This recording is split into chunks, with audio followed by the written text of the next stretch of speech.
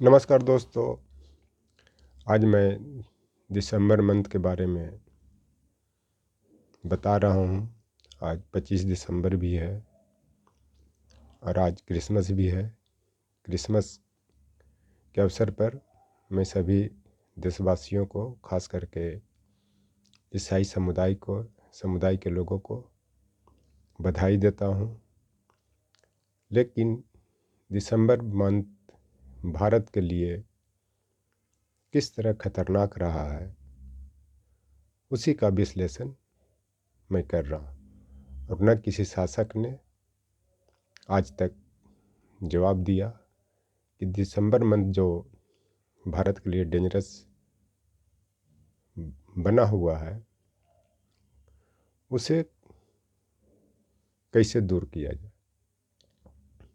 तो आपको बता देना चाहता हूँ कि जो बांग्लादेश का जो मुक्ति दिवस मनाया जाता है, वो दिसंबर मंथ में ही मनाया जाता है और वो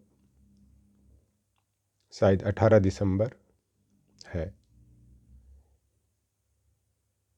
इस देश की आज़ादी के लिए भारतीय सेनाओं ने बहुत कुर्बानियाँ दी।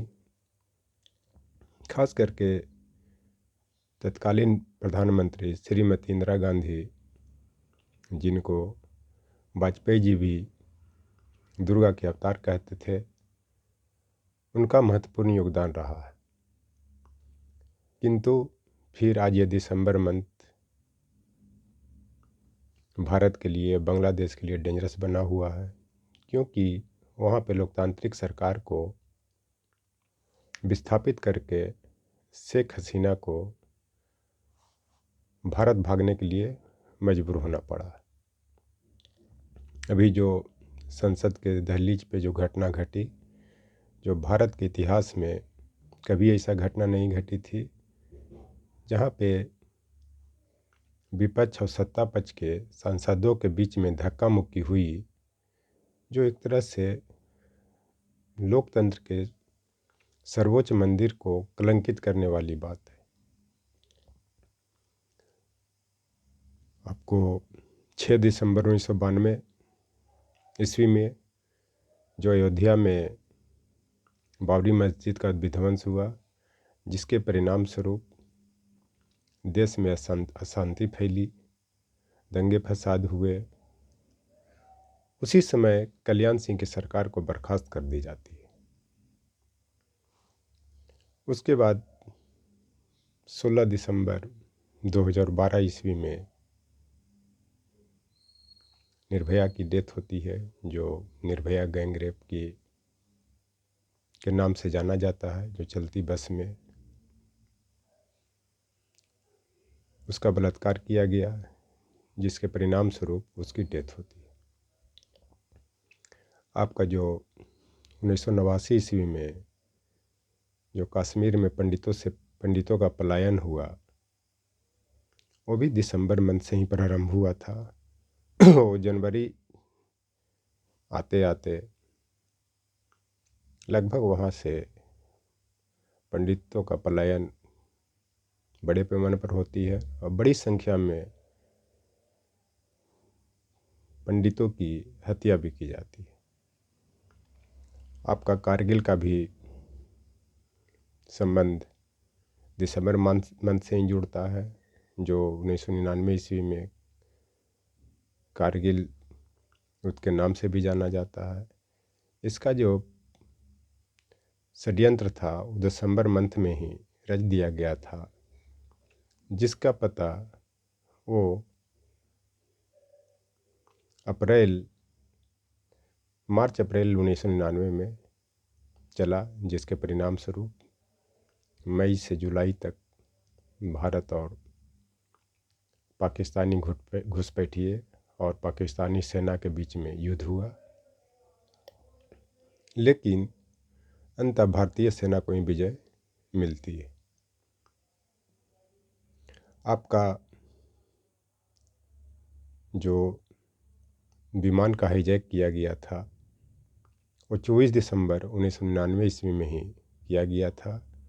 जो विमान काठमांडू से दिल्ली आने वाली थी, लेकिन ये दुर्भाग्य की बात थी कि पाकिस्तानी आतंकवादियों ने और ख़ास करके मसूद अजहर जैसे दुर्दांत आतंकवादियों के इशारे पर इस प्लेन को हाईजैक किया गया ताकि जो मसूद अजहर जैसे लोग भारत के जेल में बंद हैं, कश्मीर के जेल में बंद हैं, उनको छुड़ाया जा सके। आपका 13 दिसंबर 2001 ईस्वी में पार्लियामेंट पर अटैक होती है 2001 ईस्वी में, जिसमें दिल्ली पुलिस की और पैरामिलिट्री फोर्स की जो जवान थे उन्होंने अपनी शहादत दे करके पार्लियामेंट की रक्षा की। इस तरह से देखा जाए तो दिसंबर मंथ भारत के लिए शुभ नहीं माना जा सकता। इतना ही नहीं, जब प्लेन का हाईजैक किया गया था तो तत्कालीन प्रधानमंत्री के विदेश मंत्री यशवंत सिंह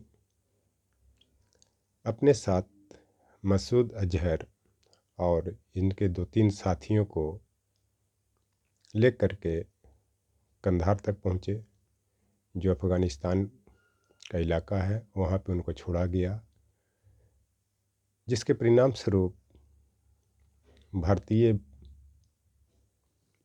प्लेन को या वायुयान को मुक्त कराया गया, जो बहुत दुख की बात है। लेकिन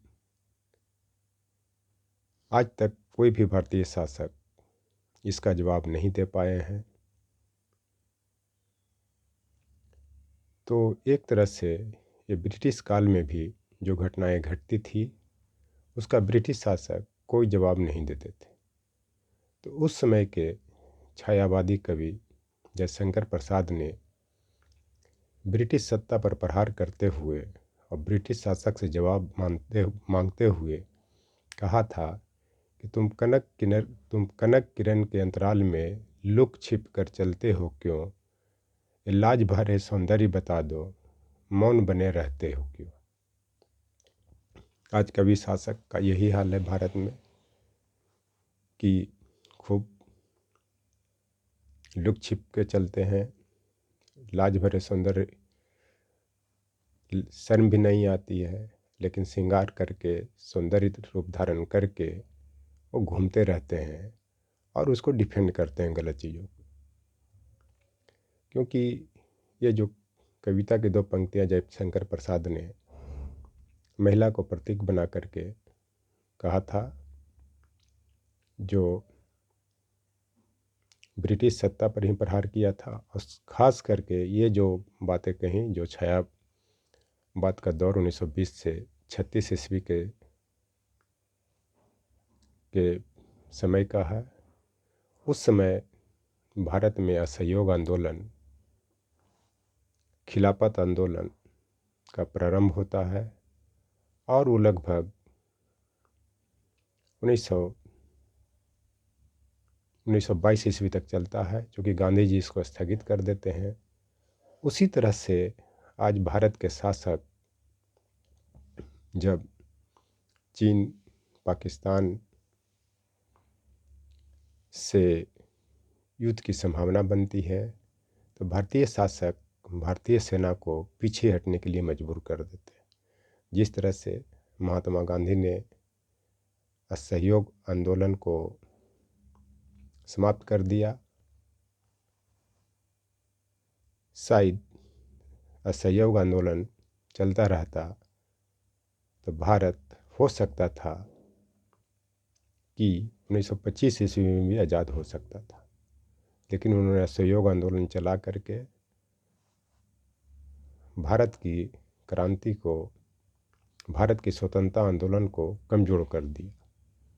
उसी तरह से जब भारतीय सेना आज चीनी सेना से मुकाबला करने के लिए लंबे समय तक आपका गलवान, डोकलाम, पूर्वी लद्दाख, अरुणाचल प्रदेश में डटा रहा, जब भारतीय सेना विजय की ओर बढ़ रही थी, अब चीनी सेना को भगाने की संभावना थी, तो पुनः इस सरकार ने शांति स्थापित कर दी।